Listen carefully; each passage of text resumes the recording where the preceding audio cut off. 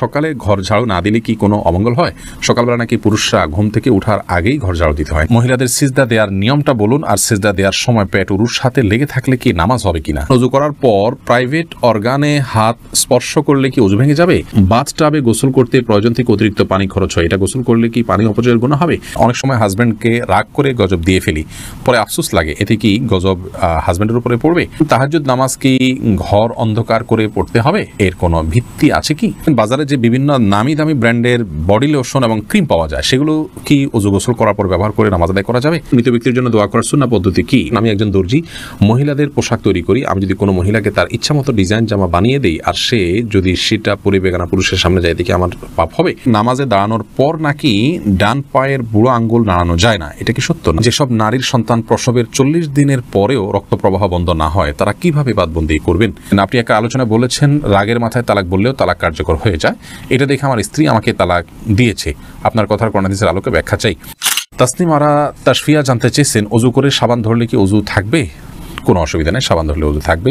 MD Ariful Islam জানতেছেন, মৃত ব্যক্তির জন্য দোয়া করার সুন্নাহ পদ্ধতি কি? মৃত ব্যক্তির জন্য আল্লাহ তাআলার কাছে সাধারণভাবে দোয়া করবেন, আল্লাহ আপনি তাকে মাফ করুন, ক্ষমা করুন, ইস্তেগফার করবেন, কায়মন ওয়াক্যে আল্লাহর কাছে তার পক্ষ হয়ে সুপারিশ করবেন, ক্ষমা চাইবেন। এছাড়া বিশেষ কোনো পদ্ধতি নেই, একত্র হতে হবে, লোকজন জড়ো করতে হবে, হুজুরদেরকে নিয়ে আসতে হবে, এমন কোনো কথা কোরআন হাদিসে আমাদেরকে বলা হয়নি।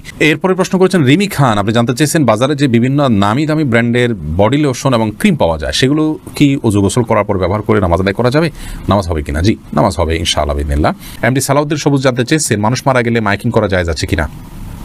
মানুষ মারা গেলে মাইকিং করা বা আজানের মানে মতো করে ডাকাডাকি করা, এটাকে অনেক ওলামায়ে কেরাম নিষেধ করেন।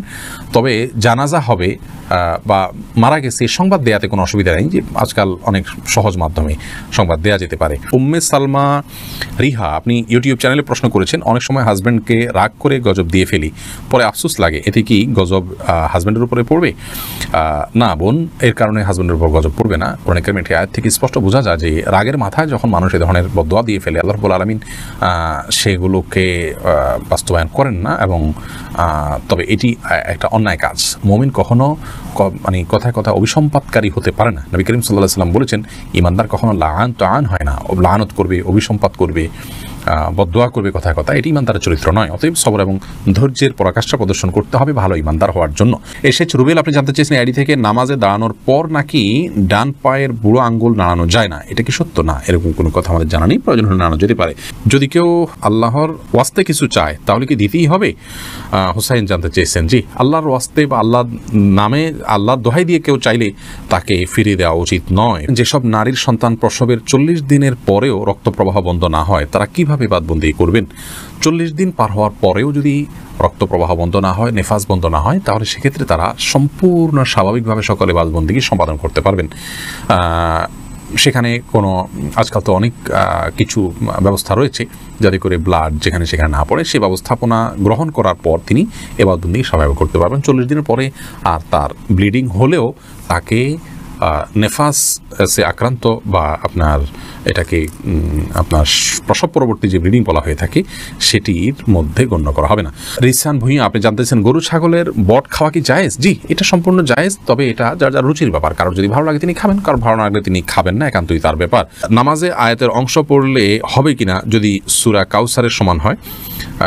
জি, অবশ্যই হয়ে যাবে। এটাতে যদি সূরা কাউসারের সমান হয়, ছোট 3 আয়াতও হয়ে যায়, ইনশাআল্লাহ সালাত হয়ে যাবে, অসুবিধা নেই। মোহাম্মদ মিজানুর রহমান জানতে চেয়েছেন, আপনি একটা আলোচনা বলেছেন, রাগের মাথায় তালাক বললেও তালাক কার্যকর হয়ে যায়, এটা দেখে আমার স্ত্রী আমাকে তালাক দিয়েছে, আপনার কথার কোরআন হাদিসের আলোকে ব্যাখ্যা চাই।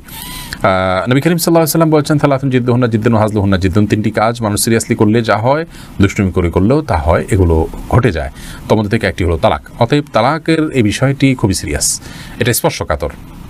বিধায় রাগের মাথা তালাক দিলেও তালাক হবে, কিন্তু রাগ যদি কারো এরকম হয় যে রাগের কারণে কি বলেছেন তিনি নিজেও জানেন না, এত বেশি রাগ হয়ে গেছে, তাহলে সেক্ষেত্রে সেটি তালাক পতিত হবে না। তবে আপনার স্ত্রী আপনাকে তালাক দিয়েছেন, স্ত্রী যদি বলেন এইভাবে যে আমি তোমাকে তালাক দিলাম, এভাবে বললে তালাক হবে না। এবং স্ত্রীর অর্পিত তালাকের যে পাওয়ার আছে সেটা তিনি কখন খাটাতে পারেন, কিভাবে সেটা প্রয়োগ করতে পারেন, এগুলো আলোচনা সাপেক্ষ বিষয়। এই জন্য এই নির্দিষ্ট বিষয়ে কোনো দক্ষ আলিমের সাথে আপনি দেখা করে কোনো দারুল ইফতাতে গিয়ে আপনি আপনার বিষয়টি ফতোয়া নেবেন ইনশাআল্লাহ। আবু সিদ্দিক হানিফ জানতে চেয়েছেন, ঘরে বিড়াল থাকলে নাকি নামাজ হয় না, এটা কি সত্য কথা? না, এটার কোনো ভিত্তি নেই। ঘরে বিড়াল থাকলে নামাজ হবে না, কেন নামাজ হবে। তানজিনা বেগম জানতেছেন কোরআন ধরে ওয়াদা করার পর সে ওয়াদা ভঙ্গ করলে কি পরিণতি হতে পারে? কোরআন ধরে ওয়াদা করা এটা ওয়াদা করার পদ্ধতি নয়, ওয়াদা এমনিই হবে। আল্লাহর নামে শপথ করতে চাইলে মুখে বলবেন আল্লাহর নামে আমি শপথ করছি, এটা হলো শপথের সঠিক পদ্ধতি। আব্দুর রহমান জানতে চেয়েছেন আমি একজন দর্জি, মহিলাদের পোশাক তৈরি করি, আমি যদি কোনো মহিলাকে তার ইচ্ছা মতো ডিজাইন জামা বানিয়ে দিই আর সে যদি সেটা পরে বেগানা পুরুষের সামনে যায় দেখে আমার পাপ হবে?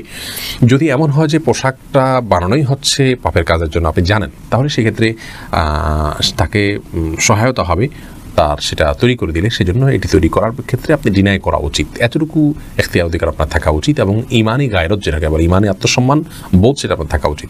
আর যদি এই লেভেলের সমস্যা না হয়, বরং এটা তিনি বাসায় পড়তে পারেন, তার স্বামীর সামনে পড়তে পারেন, বাহিরে পড়তে পারেন, কি করবেন আপনি জানেন না, তাহলে আপনি খুঁচিয়ে তাকে জিজ্ঞেস করার কোনো প্রয়োজন নেই এবং এর কারণে আপনার গুনাহ হবে না। তিনি যদি এটাকে অন্যায় কাজে ব্যবহার করেন ইনশাআল্লাহ আপনার গুনাহ হবে না। সামিয়া ফেরদৌস জানতে চেয়েছেন তাহাজ্জুদ নামাজ কি ঘর অন্ধকার করে পড়তে হবে, এর কোনো ভিত্তি আছে কি? তাহাজ্জুদের নামাজ এটা আমরা ঘর অন্ধকার করে লাইট বন্ধ করে পড়তে হবে এর কোনো ভিত্তি নেই, বরং সেটা আপনার যেভাবে সেভাবে আদায় করতে পারেন। আপনার মনোযোগের জন্য আপনি যদি আলো আধার করে নিতে পারেন, ডিম আলো করে নিতে চান তো সেটি করতে পারেন, কোনো অসুবিধা নেই। তবে অন্ধকারই পড়তে হবে এমন কোনো বাধ্যবাধকতা বা নিয়ম নেই। তৌফিকুল ইসলাম জানতে চেয়েছেন বাথটাবে গোসল করতে প্রয়োজন থেকে অতিরিক্ত পানি খরচ হয়, এটা গোসল করলে কি পানি অপচয়ের গুনাহ হবে? অপচয়ের বিষয়টি আসলে ভ্যারি করে ব্যক্তির বা কোনো সমাজের লাইফস্টাইলের উপরে। আমরা আজকাল গোসলে যে পানিটা ব্যবহার করি, এমনিতে আপনার টেপে যে গোসল করি অথবা শাওয়ারে যে গোসল করি, সেটাও কিন্তু নবী রাসূলুল্লাহ সাল্লাল্লাহু আলাইহি ওয়াসাল্লাম বা সাহাবায়ে কেরাম যে গোসলে পানি ব্যবহার করতেন তার তুলনায় বহুগুণ বেশি। সেদিক থেকে তাকালে এটাকে অপচয় বলতে হয়।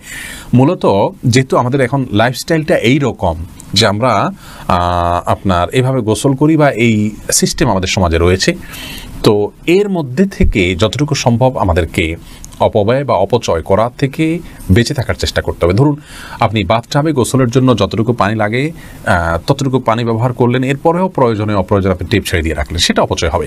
কিন্তু যতটুকু আপনার প্রয়োজন হবে ততটুকু ব্যবহার করলে ইনশাআল্লাহ অপচয়ের গুনাহ হবে না।